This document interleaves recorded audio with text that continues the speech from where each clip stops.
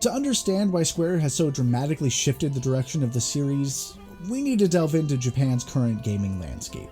Console gaming has been on the decline for years in Japan for a number of reasons, but I'm going to focus on the largest contributors. First of all, Japanese game developers had trouble shifting their focus from developing on arcade-style machines, which are still popular in Japan, to developing on the new powerful home tech during the PS3 and Xbox 360 generation. This was mostly because the architecture of the new systems resembled personal computers more than they did consoles. To make matters worse, the PlayStation 3 was notoriously difficult to code for because of its cell processors, and well, the Xbox is little more than a joke in their country because X in Japanese equates to no or do not want. This made the main console of choice to develop games for the Wii. This understandably handicapped the developers and publishers overseas and led to a decline in the amount of titles created for the most powerful systems. It also doesn't help that Japanese developers tend to build every game they make from scratch, including the game engine, which raises development costs and time higher than they otherwise would be.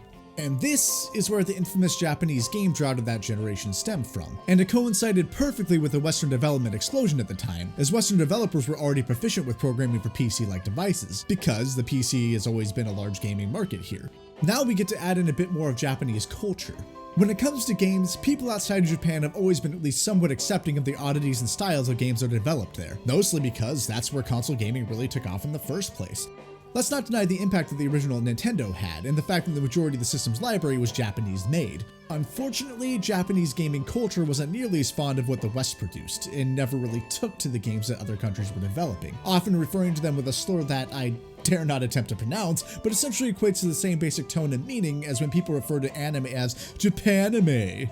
Eventually, this mentality shifted at least slightly, and more Western games were released in Japan, but it seems to have been too little too late, and very few of these titles ever reached massive popularity. Speaking of which, fun fact for you all, were you aware that Square Enix actually publishes Call of Duty of all things in Japan? How is that for surreal? Here we are talking about cultural differences, and yet one of the biggest providers of Japanese content to the West is also bringing over the Western content to the East.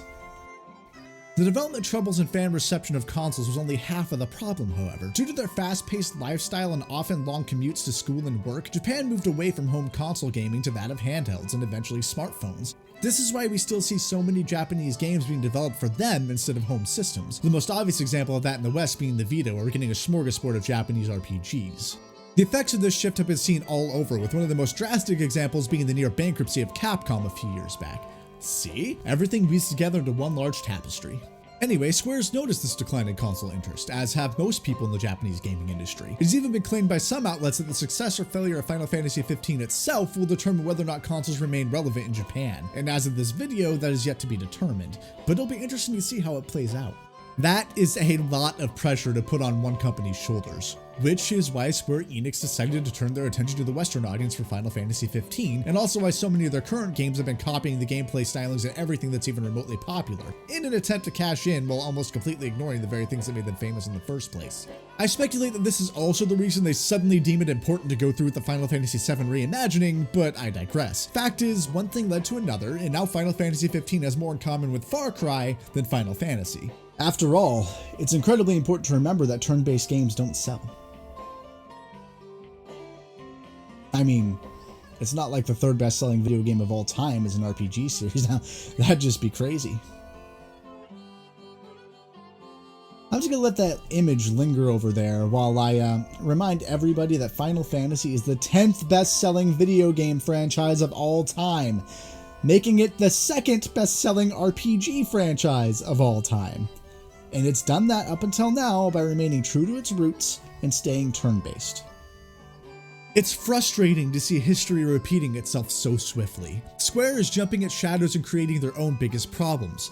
Just like with the horror genre in the last generation of consoles, the developers and publishers themselves just decided that they don't sell anymore, despite having no evidence to support this claim. Surprise, surprise, turns out there was actually a sizable market looking for a horror fix, and indie devs flew in to rescue the genre from the morgue. It would be years before AAA developers realized their mistake, and they're just now beginning to take the genre seriously once more, as we can see by this Resident Evil 7 launch. The same thing is happening now with turn-based RPGs. Many people argue that games need to evolve if they want to remain relevant, and you know what? That is a great argument that I agree with wholeheartedly. What I don't agree with is that apparently it has been unanimously decided that the goal of evolution is standardization and stagnation.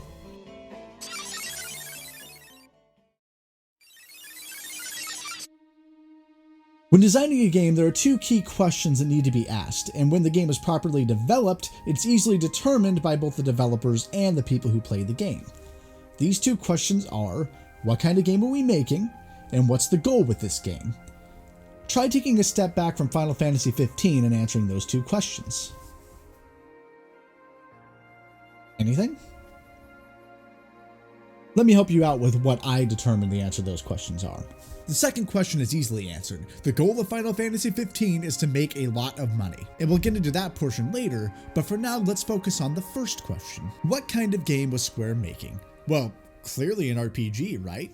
I mean, technically yes. There are indeed stats and upgrades to increase those stats. At least they got that part right. But more importantly, they were trying to make an open world RPG. And already they've fallen into the same trap as almost every other AAA developer in the current age. Open world should never be a genre you aim for because open world is not a genre. It's a subgenre at best that describes a setting, not any gameplay mechanics. For example, in racing games you race. In fighting games you fight, pretty self-explanatory, right? Some genres are admittedly a bit more muddy.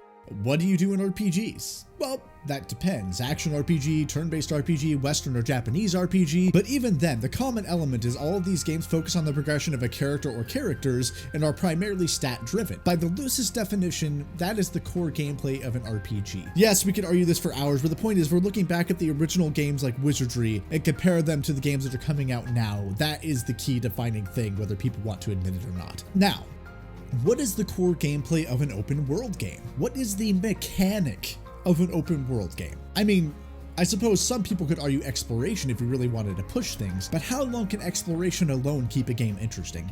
Try asking anyone that bought No Man's Sky and they'll let you know, not very. Metal Gear Solid 5: The Phantom Pain. Is it an open world game? No, not really. It's a stealth game set in an open world, and that is a very important distinction. Minecraft is not an open world game. It's a farming, mining, and building toolset which requires an open world to meet those gameplay demands. How about we just go straight for the gold and bring up the game series that arguably made the open world setting popular in the first place? Grand Theft Auto. Grand Theft Auto is not an open world game. It is in fact a sandbox game, a game that encourages the player to have fun and experiment with as much freedom as the developers are able to force into one setting, which made an open world map the ideal choice for that type of gameplay. To reiterate, there should always be priority on the core gameplay mechanic first. Now turning back to Final Fantasy 15, because of how perfunctory the RPG elements are, it's very apparent that Square put the open world first, and thus they made a game that feels unconsummated. See Assassin's Creed or Watch Dogs or hell, pretty much anything made by Ubisoft to see what I mean, as they are particularly guilty of this. Though to be fair, at least they managed to polish their core mechanics to at least a level of adequacy that is missing in Final Fantasy 15. Usually. So why is Final Fantasy 15 open world anyway? Well, the easiest conclusion to come to is that there was such a hard backlash against Final Fantasy 13 for its linearity that Square felt compelled to break that mold. And while I do feel this was a factor, I also feel like there's a much simpler reason for it. The truth of the matter is, right now, games with an open world are the expected norm. I've discussed briefly in past videos that the market moves in waves. Every few years a new genre dominates the marketplace. In the NES and SNES era, it was a mascot platformer thanks to the success of the competing Mario and Sonic franchises. On the original PlayStation, it became the glorious RPG renaissance because Final Fantasy VII launched RPGs into the mainstream.